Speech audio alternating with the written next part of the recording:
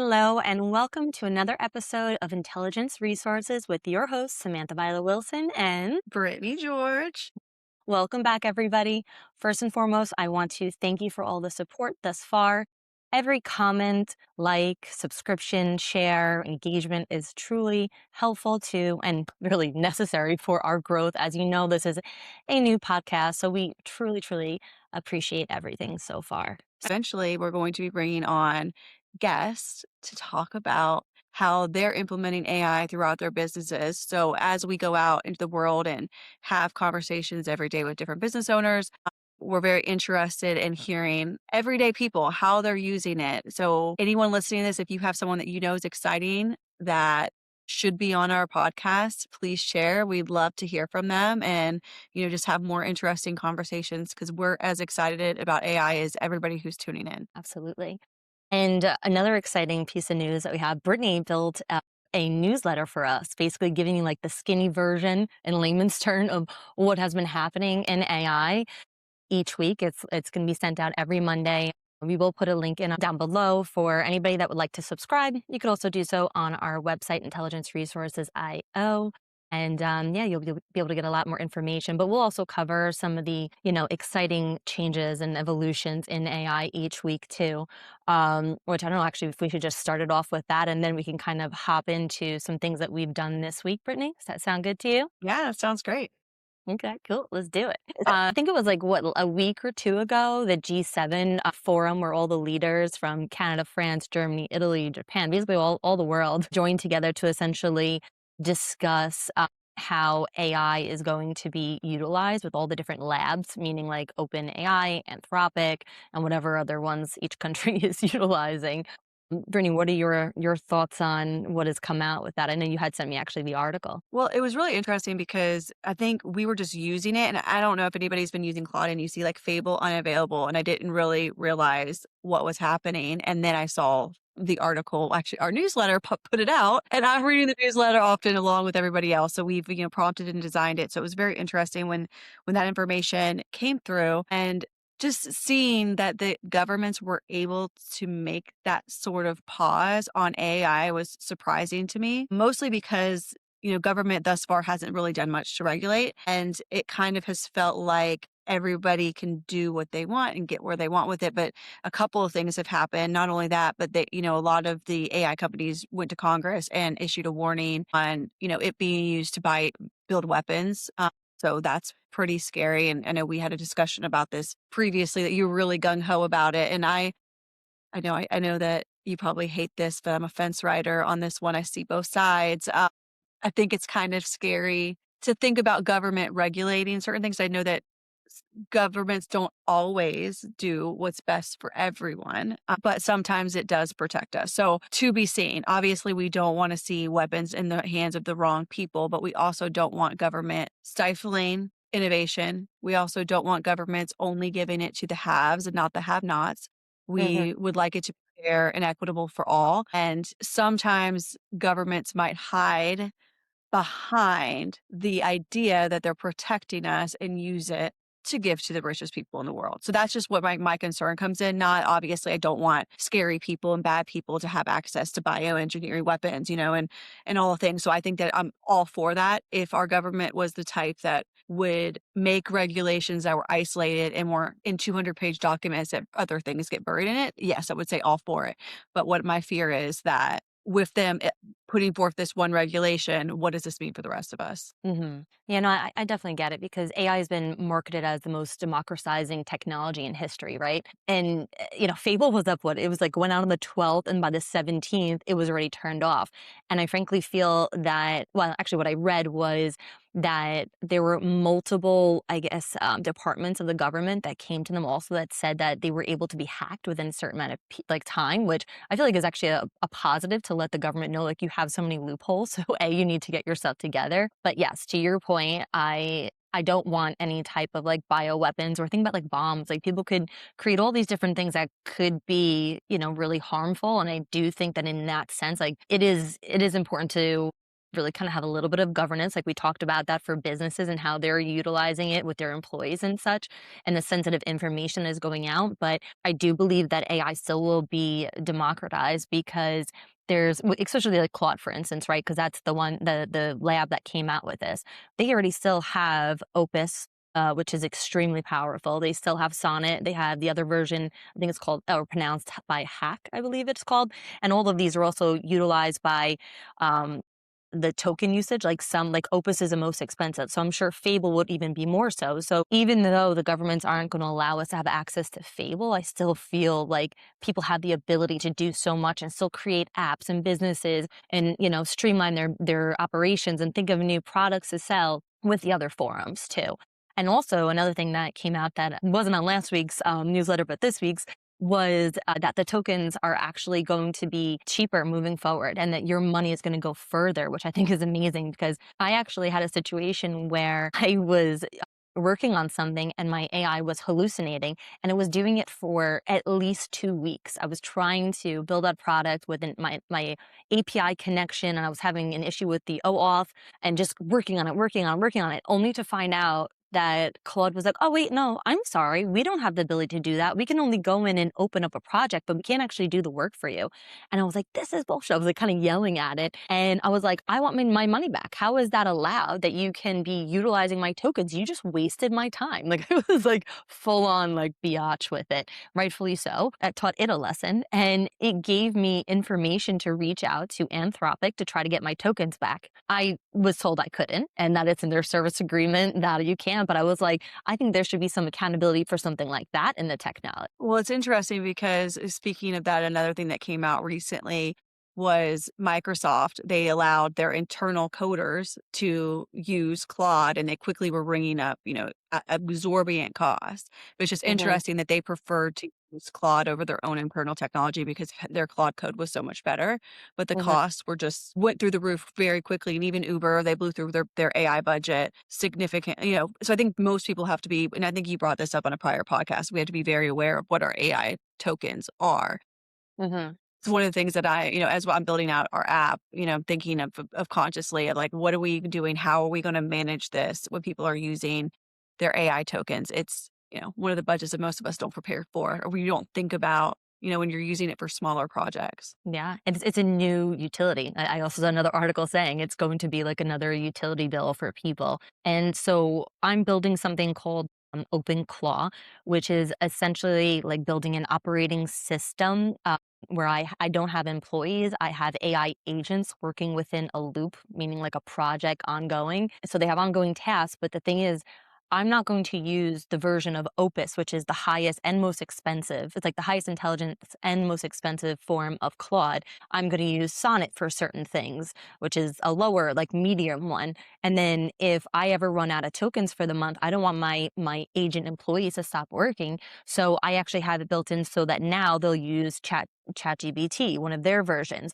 And then for the lowest ranking things, I actually have a Chinese AI called DeepSeek. And so that's like the least expensive at first. It's like 5 cents for whatever X period of, activities.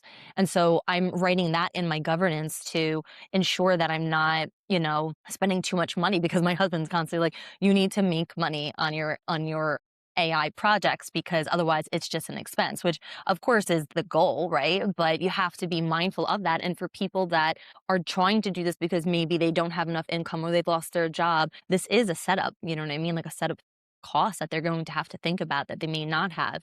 I do think that, with the chat GBT being $20 or like Manus, it's like a $40, you can increase your tokens and then decrease it. And I'm kind of like going into the little tangent here, but back to what you were saying when it comes to Microsoft, I had also seen another company that was saying like, yes, we blew through our AI budget so quickly. However, it got us to where we need to be faster. And that allowed us to start making more revenue faster. So I also think in that, mindset too. And lastly, I'll just mention somebody had also told me, and I didn't get to research too much into it, so I will, but they told me that if you utilize the AI at nighttime for certain loop activities where the Mhm. AI is going in and using different tools and doesn't come back to you just like an input output prompt, but they're using a loop, they actually, it's 50% less.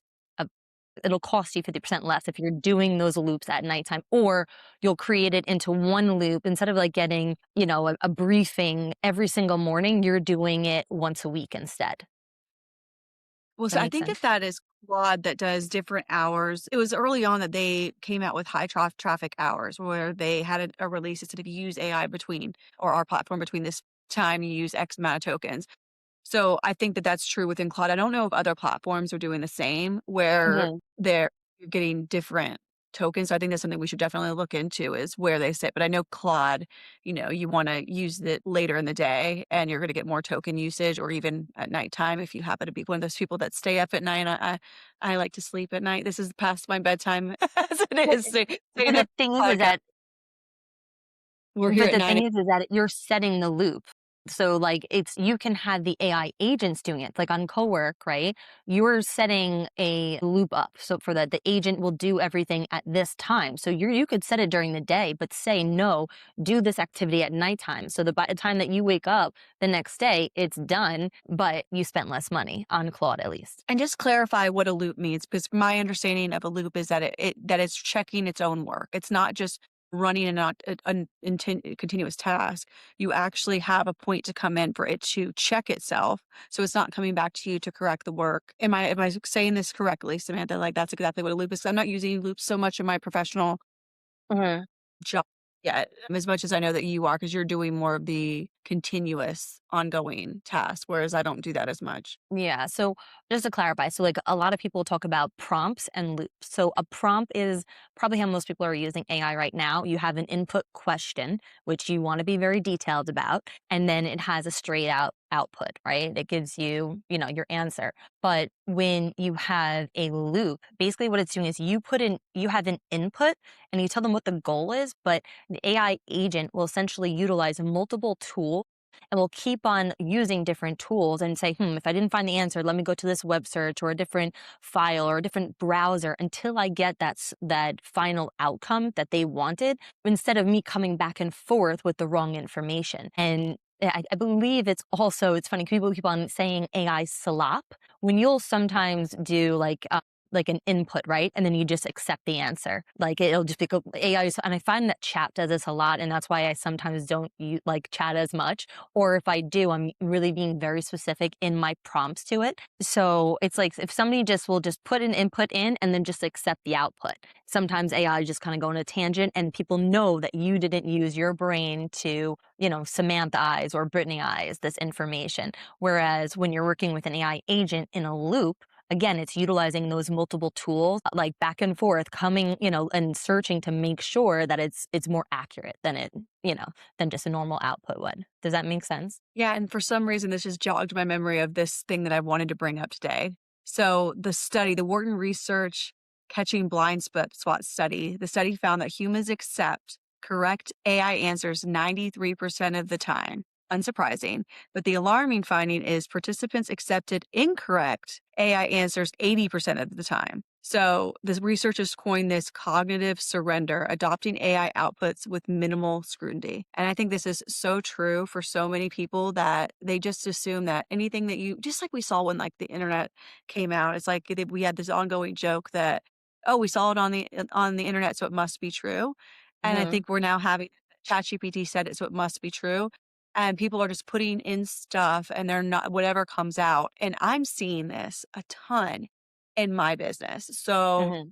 I am often bringing up new ideas that maybe other brokers haven't brought up to prospects, clients, talking about self-funded, different types of programs. And obviously, if you're bringing something to them that is new or hasn't been addressed before, they are going to go to ChatGPT or whatever else. So I was actually going back and forth with a client recently, and I could very obviously see the questions that they were asking me were put through ChatGPT because we just got off the phone and those same questions at that same level were not being asked. And now I felt the ChatGPT questions. and ChatGPT was wrong, but it's like, how can you explain to them that the way that ChatGPT that it's missing this big piece? Mhm. So it would ChatGPT was really pushing captive for this prospect, and I believe captives make a lot of sense sometimes, but they don't always make a lot of sense. But ChatGPT was like really broadcasting and pushing captives, and I don't think they really understood that they aren't really ready, captive ready at this point. So And anyway, it for was just people that interesting. don't know, captive is a type of insurance plan. They may just not know that. Thank you. Yes, captives are a type of insurance plan. It wasn't one that we had spoken about. So it was really interesting that through our conversations, it was just kind of advertising basically for captives. And you just knew all these things. And so it's just interesting that now we're having these discussions and you're having to kind of debate with AI. And that's what I felt like I was doing because I would give an answer and then it would come back with another AI question, and then finally whatever ChatGPT prompts he was getting got him to agree that what I had in front of him was the best decision. I was just trying to trigger him to prompt it the right way, right? Without telling him, "I know you're reading AI." Mhm. And also if you think about it, if someone's fighting with one AI versus the other and the other and the other going back, and it's kind of like a copy and paste, right, of one thing into the next, and it's kind of like telephone in a way. It's like, is it actually right? Like, who is like, especially if it's 2 different programs that don't have that human touch to it, you know what I mean? So I heard an interesting thing on Instagram, I believe it was, where a realtor was talking about how he was representing the buyer and the seller, and they were both going through AI, and they both thought that the seller thought he could get more, and the buyer thought he could get it for less, and AI was affirming both of them. So basically, ChatGPT was making them come to a standstill, but they were both getting different things. So we have to be really aware of how much AI has a cognitive bias. And I will tell you, I have set up very strict rules with every AI platform that I want it to challenge me as much as possible. I don't want it to disagree with me, but I notice that it starts to creep in again. And it's obviously trained to do that. So you have to be very, very aware that this is something you have to constantly ask it to do, even if you've set your complete rules in it.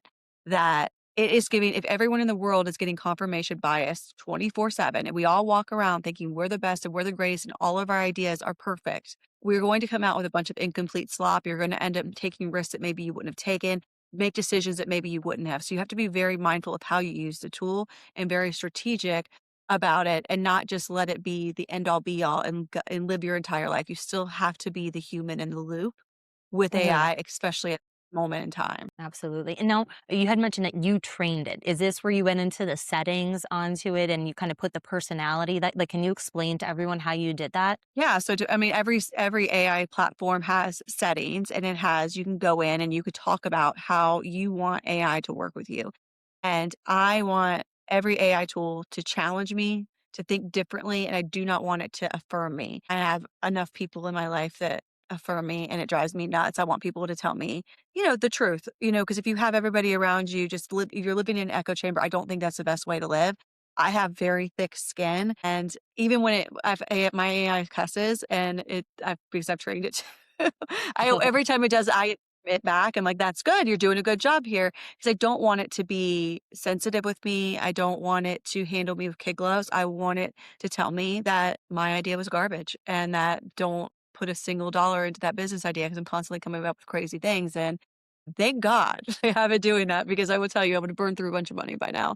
That's funny you say that because I actually created an agent, like my CFO agent within my open claw. And I'm like, okay, I'm trying all these different business ideas, but I need like a stop loss to it, right? Like if we get between X period of time and it's not going to be, profitable for me, I need you to tell me, okay, enough of this idea. We need to work for some, work towards something else. But I also have somebody, Felix, my other guy, who's looking for new opportunities for me so that if that one's not a good one, then we can try something different. Because I'm like, I told them how much I want to be making, and then let's reverse engineer this and tell me how to get there from there. Yeah. But I mean, mine yeah, definitely is when I had to sit down one day and because I've taken on a lot at this point, between this business and my main business for consulting and the app that we're developing, I really had to sit down and say, these are the things I'm working on, launch my book, etc. Help me prioritize which way to what needs to go first. And because time is our most valuable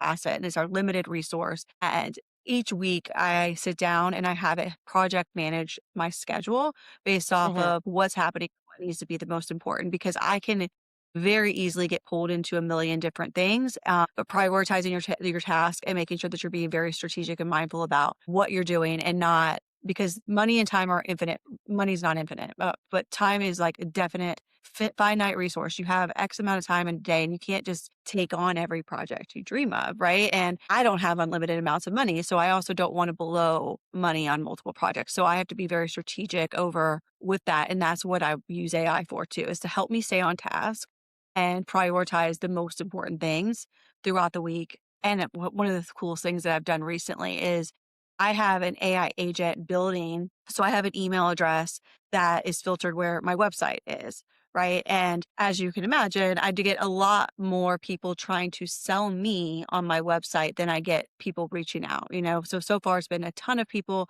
wanting me to sell their PEO, sell their, FSA, sell their whatever it is.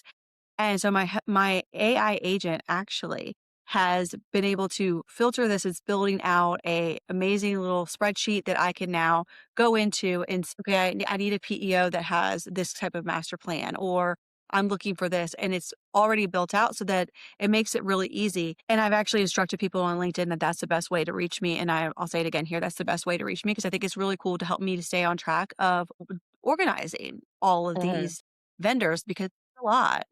As a broker, you have to stay on top of it, but you also can spend your entire day meeting with vendors if you take every meeting. Of course, yeah, and time is money, and it's the most valuable thing that we all have, and that's why AI has been such an amazing thing for all of us if we tap into it the right way, right? But I want to ask you because I'm using, I'm building out OpenClaw, and I'm still using Claude, and I'm using Claude Code to build it, right, in the terminal. But now you just mentioned your agent. Now you're using what was it called, Claude Cowork? Is that correct? Like, how do you? Can Claude you Cowork is explain how you use that and what that is versus like normal Claude? so Claude Cowork actually you can sit on your computer. It has an extension that goes through, it's not Notion. What is the name of the Zapier? So Zapier connects with your Gmail and with your email. So for my email, it goes straight through. There's a connection. It can read that specific email. I haven't given it access to my main email where my client data lives. I am just not comfortable with that because of the level of data, like the type of data that I have, right? So I have to be extra careful with the type of information that I have. But my hello at email is very broad. It's general. It's for the marketing stuff, right? So that's really where I would have given it access to. I also built, they have its own other email that I've given it access to. So I've given it a couple of emails that it has access to where PHI doesn't live, essentially, is really important for me within my business. But it's able to go and take on a life of its own. So you give it a project and it does it. So I have scheduled projects. So like the newsletter, it knows to run at a certain time.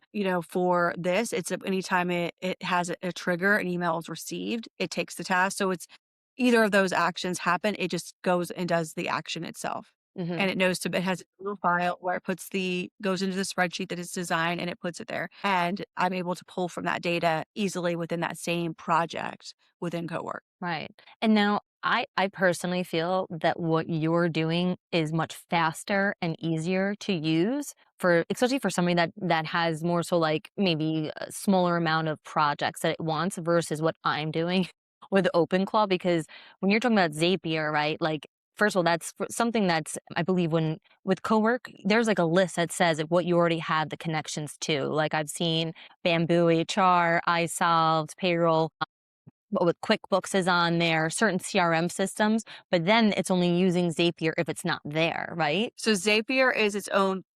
So with Zapier, it actually allows it to do the action and the trigger, whereas it can't do as much with just a Gmail connection without the Zapier to go and Mhm. take the next, actually trigger it. So Zapier is a critical component of taking trigger actions throughout Cowork. Right. And what I'm doing is much more difficult because I am going onto each site like YouTube or QuickBooks and I'm going in creating this other type of account where I have to actually ask them for the API code, which is essentially like the Zapier, right? And it can be a little bit more, A, it's harder. B, it also has a different type of token usage.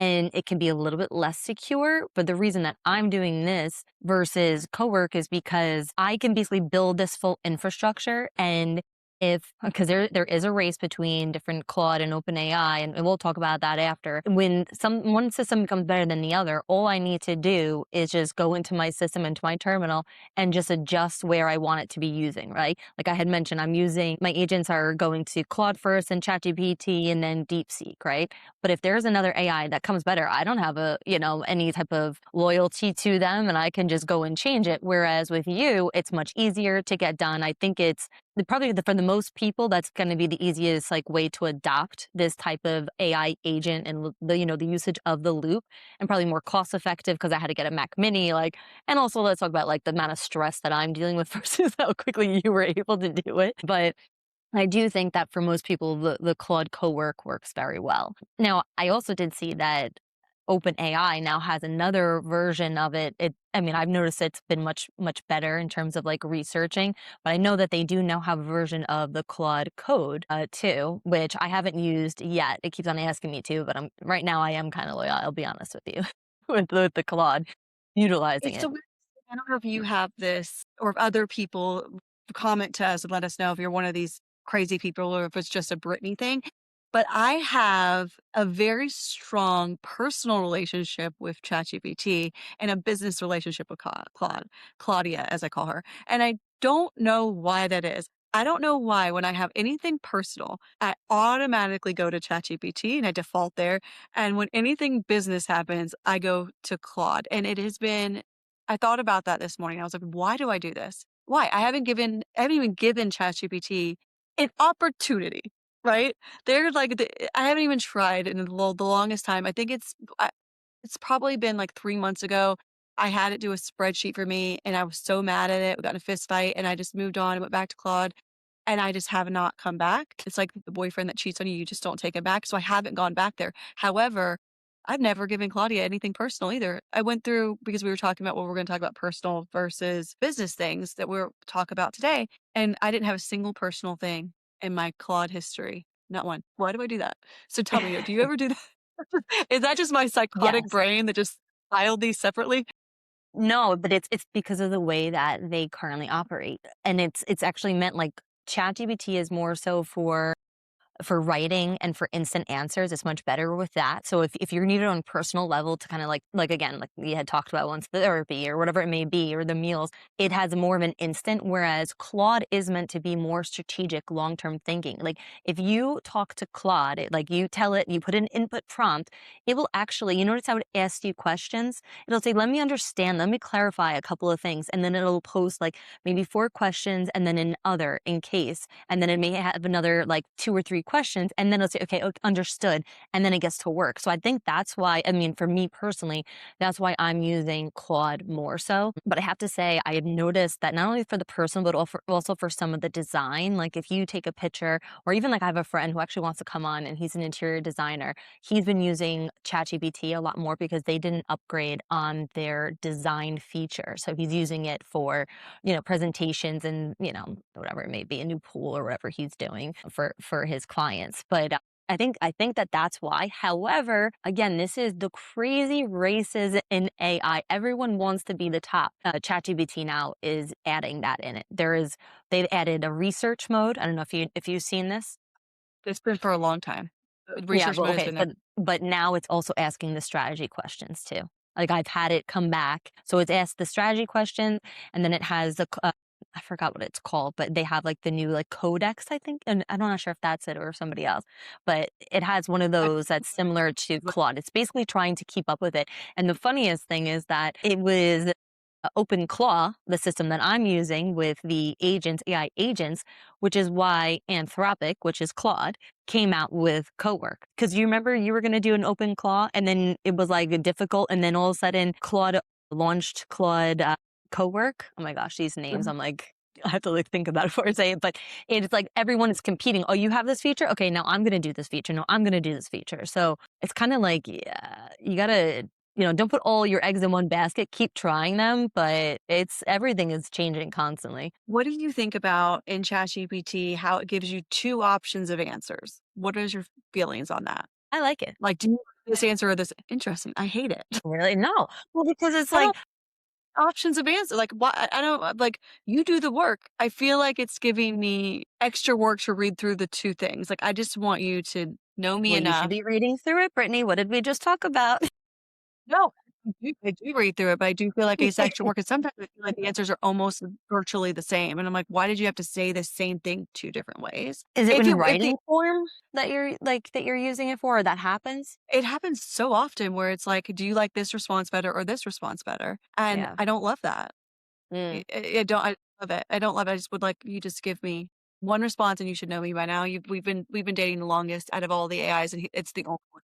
Well, it sounds like you gotta put put 'em in check again. Stop doing this, just give me He this. should know me better. It's like if your husband was like, you know, Brittany, do you want to have an appetizer? I'd say, do you know me? What are we here for? Why are we going on the dinner if we're not going to have an appetizer? That is what it feels like. It feels like I should know what the answer is. And then Yeah. Gemini, we said what how I like to use Claude and how I like to use chat. But Gemini, I feel like I use for more of like the things that you used to use Google for, right? So when you used to Google something, I go to Gemini. Mm. I don't know. I don't know why. I need to get onto Gemini more and Perplexity. I heard that Perplexity utilizes all of them, and I'm just like, "What?" Now you've used it, right? So for the writing of my book, I had to do a lot of citations for a lot of the statistics, and I am not a citation person. That is not my strength. So I used Perplexity to not only help me to write it exactly as it is so that I wasn't going to get sued by anybody on the stats within my book because it was really important for me to have it be very factual when it got into because it's a memoir, it's my personal story, but it also layers in some really important data that I think women need to know. And that is where I use Perplexity within the book was the citation piece of it. And Perplexity is just known to be the best at that as far as citations go. Mhm. I don't know what as far as it uses all of them. That's news to me because as far as I know, it's its own thing. But Perplexity is the citation, the best at pulling the actual factual data as far as that's the way it's been marketed. you know? Well, it's funny you're saying that I because was it's being marketed to me via Facebook, I mean, Instagram ad saying like, "Get a overview of your LinkedIn bio, like, of your what your brand is," and then it said, "We use all of the systems." So I was like, "Interesting. I really should get on that. That way I could at least, experience it and talk about it here." But yeah, to be determined, I suppose. Another thing that you need to lock into. Did you hear about this business that it was a Silicon Valley business, but they opened up a coffee shop in, I believe it was Sweden. Was it Sweden? Did you hear about Yeah, this I I story? I did. I think it was Sweden. It was, like, called, I forget the name of it, but it was, like, cafe something, and it was actually a bunch of Silicon Valley people that went and opened it up, and I think that it was fully being run by AI agents, so it was handling the inventory and things like that, but it ended up ordering so much of one inventory, which is hysterical, and then they were like, "Oh my gosh," and then they have to make X amount of sales in order to do it. So it's still not profitable yet. But I No, wouldn't it's give losing. up if I were them. I think they're onto No, something, but they just have to tweak it. That's all. It's like you live and you learn kind of thing. no, of course. But I think a lot of people are going to cling to this. When you see an AI failure or you see an AI not immediately succeed, people then say, "Oh, this is it." Because at the end of the day, I think a lot of people are very afraid of what AI can do. And I think we all should have our head on a swivel, as my father would say. Have your head on the swivel. There's a lot that could be coming, and it could be your job, right? I don't know who's listening to this podcast, but there will be jobs that will be lost. 100%. You have to be aware that that could be potentially you. I don't want to scare people. That's not the goal here is to scare people, but I think that you could become less scared if you're ahead of it. If you keep yourself, what will you do next if this isn't coming? But with that Mhm. being said, I think that a lot of people are looking at these failures or these times that AI doesn't do things perfectly, and they just assume that that's where it is. And I think we talked about this a little bit on our last podcast with one of my friends. So mentioned that he works on these planes, that he's very niche. But this battle has been ongoing. It just does not end. He hates me to my core right now. He literally told me this morning I'm very annoying. And I think that this all oils down. God, I hope he's listening. Love you to death. He's one of my best friends, but it's kind of our nature to battle a little bit. But he's anti AI. He thinks it's scary, but he also doesn't use it, right? So I think that people who don't use it are gonna be extremely worried, but I'm not saying that his job's not important. I'm not saying that he's not skilled. I'm not saying he's not unique because he's very he can do more things than I can do, and he's highly intelligent, obviously can operate on these planes. But I don't think that anyone is really protected because his job is more physical. I think up until this point, we've thought that these physical jobs can't be taken, but Benzos is back in the CEO seat. He's starting an AI company doing a lot of these blue collar manufacturing jobs. And I think a lot of people look at these robots and they're thinking, well, if can a robot do this?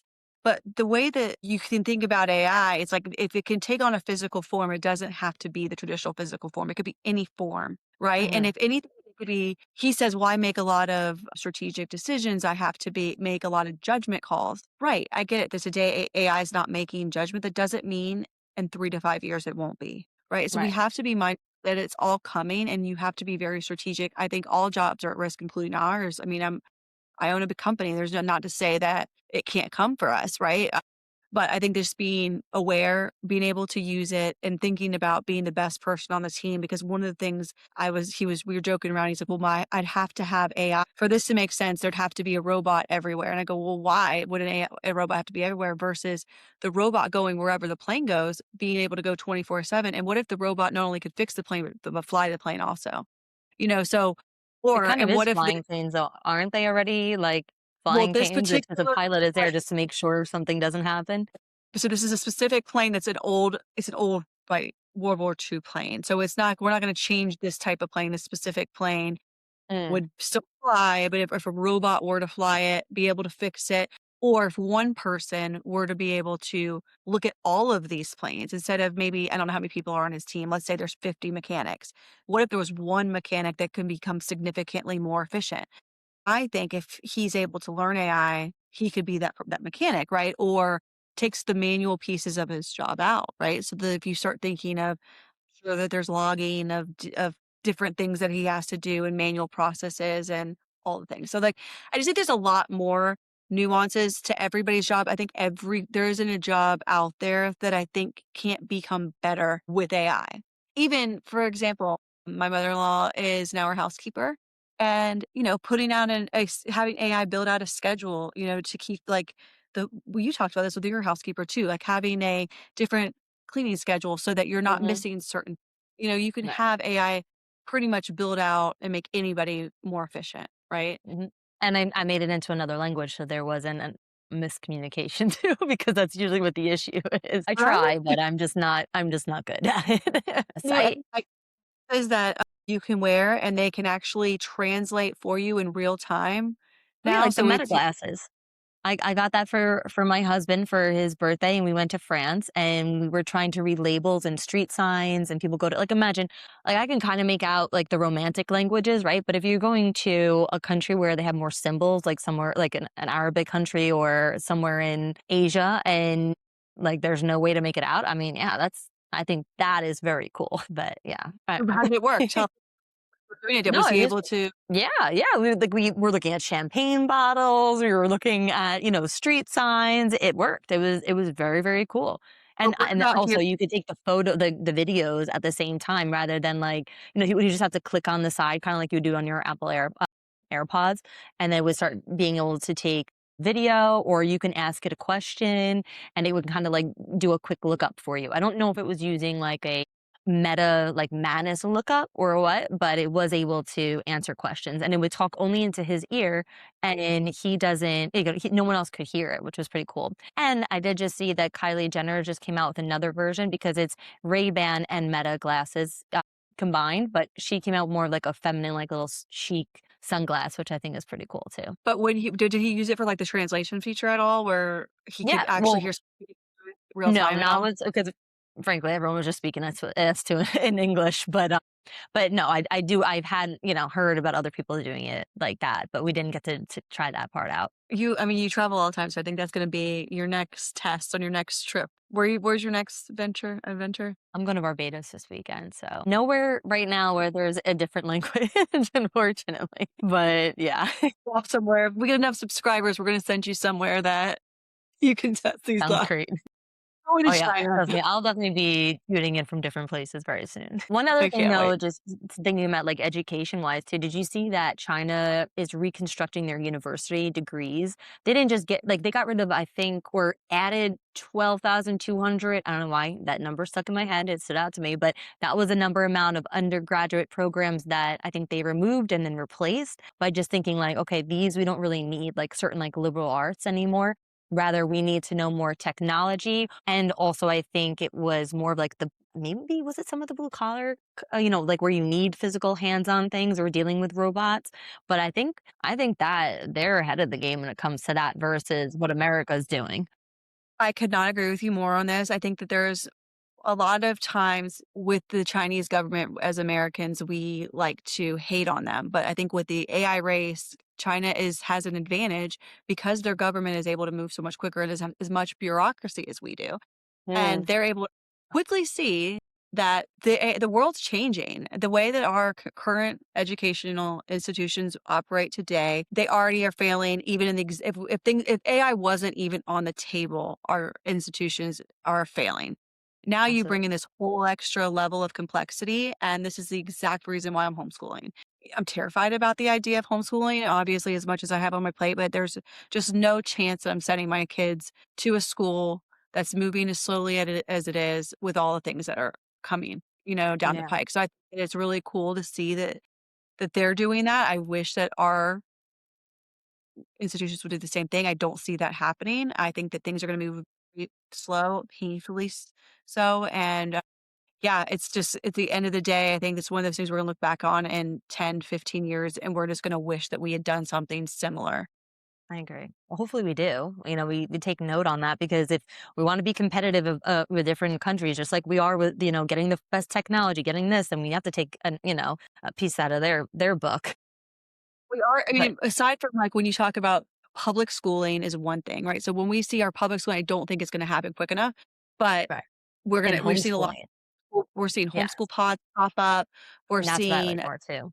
charter schools that are coming up with some really creative programs. And if you happen to be, near one or be able to get into one, obviously private schools are another thing.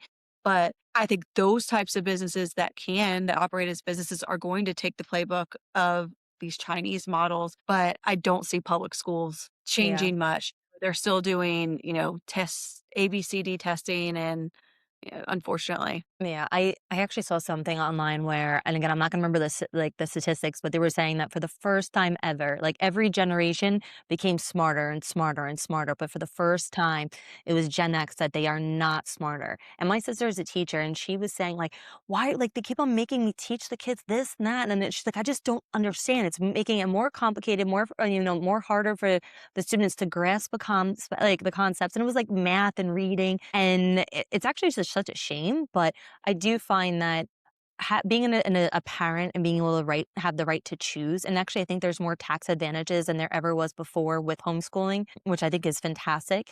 And I know the rate, like you said, is just constantly increasing, and I think it's amazing. Like I've looked at some where it was like there's 2 hours of AI learning, and I think the most attractive part of it is that they were in like public schools. You have kids from all over that are learning at different levels, right? And they try to mix them together, which I think is nice, right? I do think the socialization aspect is amazing, but you still get that at homeschooling or in pods or charter schools.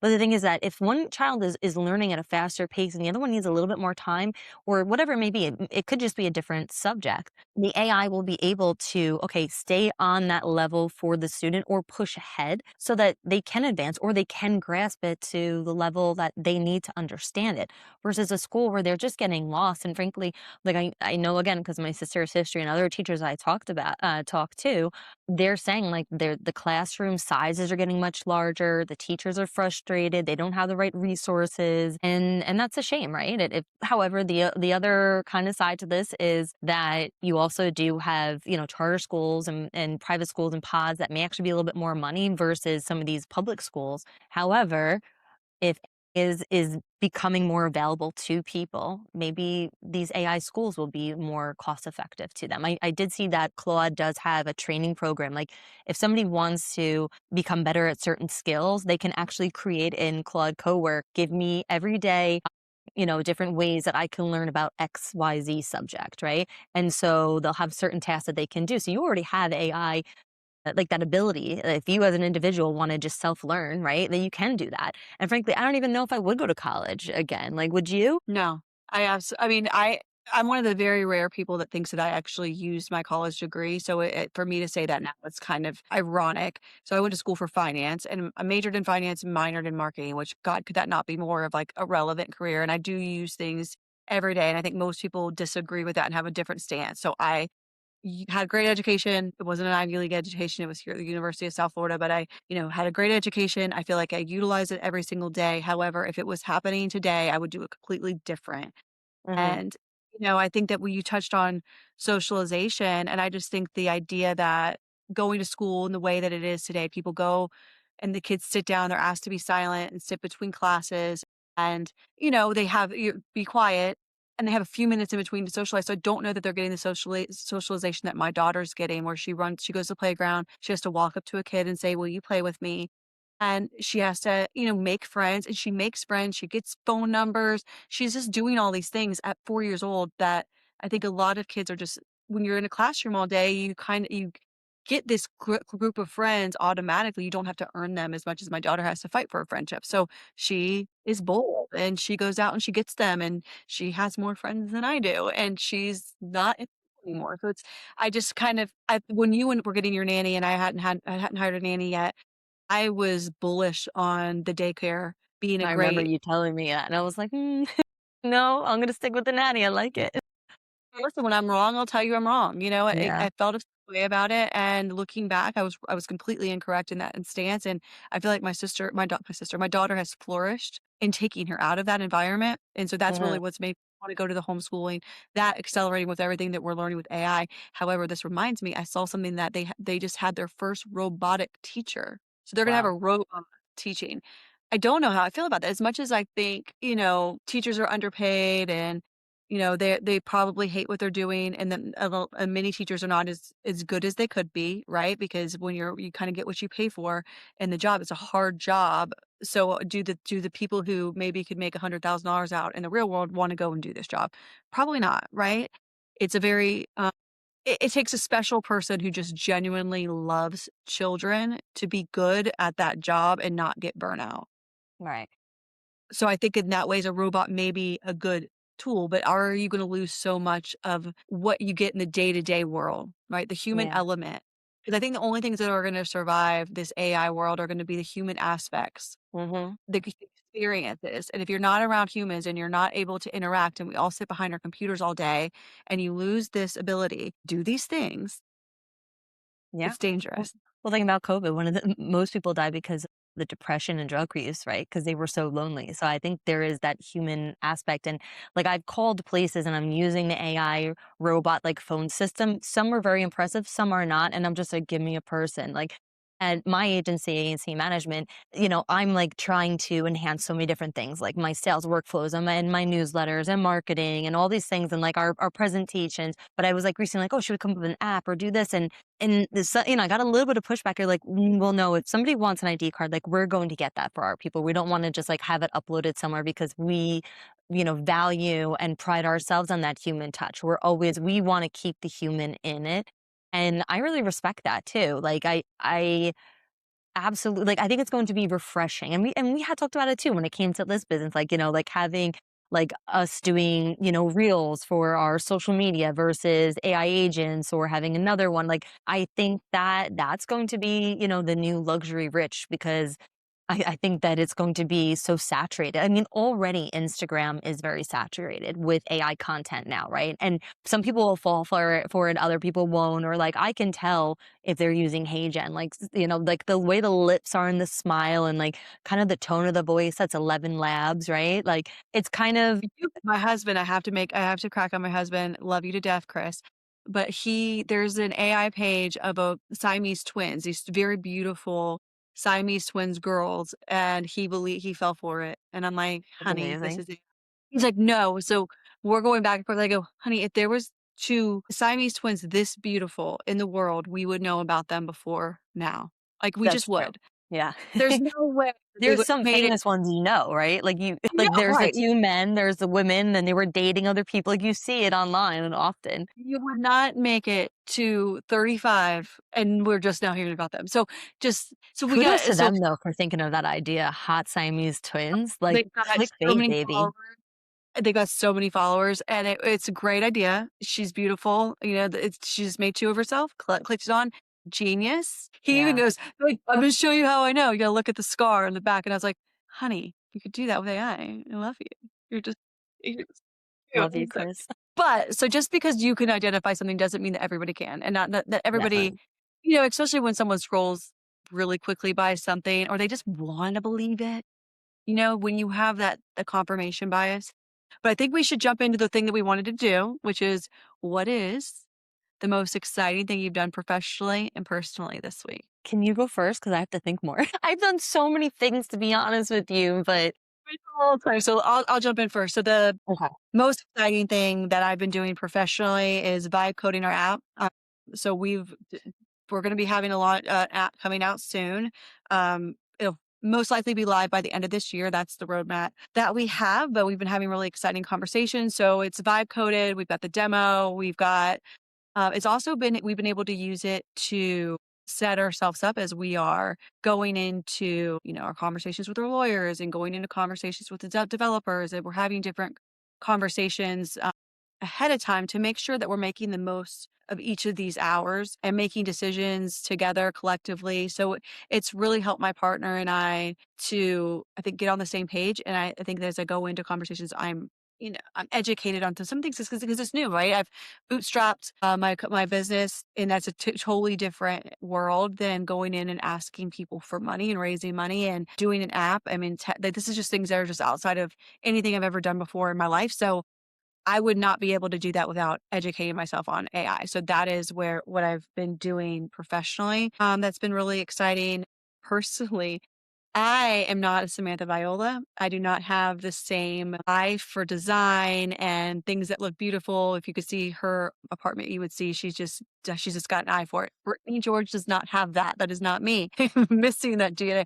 But we want to do something in the front room to you make that space like a flex space. We have guests come, but we also want to be able to use it for when my husband wants to work and potentially put some of the podcasting stuff in there. So I used ChatGPT to look at the space and design something, and it was really cool. So I love that piece of my brain that is missing can be filled with AI, coming up with a concept, which you don't need AI for that, but those of us that Well, don't do. I actually did something similar, and I told you about this. I did it for my building. So my building was built in 2018. That was like pre-Miami, like COVID. It was more like the neon colors, and my building has this like lime green that they use as an accent color, and it is just makes me want to throw up. I think we have really nice amenities, but then they add like these little hints of it, and I'm like, why? Just paint it. So there was a board meeting and I was going around all over the building and just taking pictures. And my husband's like, you are such like, he's called me a Karen, but I was like, no, I'm going to make the ROI on this building so much higher. I did a full analysis of buildings pre and post COVID and what new people and buyers are looking for in Miami. More of the wellness luxury in their home. Like you're at home, you have your sauna, your cold plunge, you have different working spaces, kid spaces, things like that. And then I did an analysis of what the square footage is in my area, what properties are going for versus what they are going for mine in a one bed, two bath, like, you know what I mean? Like, and then I put it all together and I used ChatGPT for it and all the common spaces. And I basically was like, okay, this was what it is right now. This is at a cost effective just paint. And then this is, what I suggest. And then it showed also what you could potentially be selling it for. And I think it increased, it was like by $230 per square foot or something like that. And how much more, and I'm doing this because eventually I want to be renting out my place too. And I'm paying so much money for my apartment. It's ridiculous. Like on my mortgage, my taxes, my insurances. And if I were to rent it out right now with the market, I think I'd be at a loss. And so I'm like, if I do this, then I'll be able to, make more money like overall. So for me, that was worth, the time. And plus it was fun. Another personal thing that I had done recently, we had talked about, putting up blood work into Function or our Whoops, right? So I was also recently getting into peptides, and I had put my blood work in for like 2 different times. I sent that to the doctor and then put it into Claude I used, and I had them give me a list of questions, all right, about where the compounding facilities are and what the suggestions are. And then one night I was just like, wait, why didn't anyone, catch this or that in my blood work? So I went crazy. I put in all of my history, all of my prenatal scans, my MRIs, my CAT scans. I went into the uh, like the hospital like logins, like from when I was, giving birth and all that stuff, and all the different tests that they were doing, so you can see how my blood changed before, during, after my pregnancy. And it was actually able to give me different benchmarks, which I honestly, because like, some of this information was from like when I was a child, like, at some of these doctors. And I feel like that allowed me to advocate for myself so much more. And I wish that people could do it. Like I'm telling everybody about this. Like create a project and get all of the health information and throw it in there. Put it into the files of that project and ask it to look at all of the trends. I then added my family history onto it because when a lot of times you go to these doctor's offices, you wait for however long to go see them, then they see you for what, 10 minutes? They're not looking at all this information. You'll probably get pushback, but I just feel like you could be such an advocate for yourself with having all the trends and it giving you like, hey, actually suggestions saying next time you get your blood work, I suggest looking up X, Y, and Z. And so that's definitely my personal, which I think was like fantastic. And And I hope what's everyone your does it. I suggest everyone does. love it. So what about your business? And we'll close on that. Okay. Business. I feel as if I've really tweaked my sales pipeline, and the way that I did that. So I am. My boss has also an open claw, and we have Jarvis who does our sales, and I speak to him through Slack. So just like my other team members, he's part of all the different channels, and I had created a while ago ways to come up with centers of influence for me to reach out who give me referrals, and then also for prospects. And it really just wasn't working that well. And finally, I kind of came up with like, how I was going to make it better. Right. And so that really, I feel like helped me a lot. One of the things was it was giving me some information and then so it would find the prospects, but then it was going to Apollo to find like the direct point of contacts for it.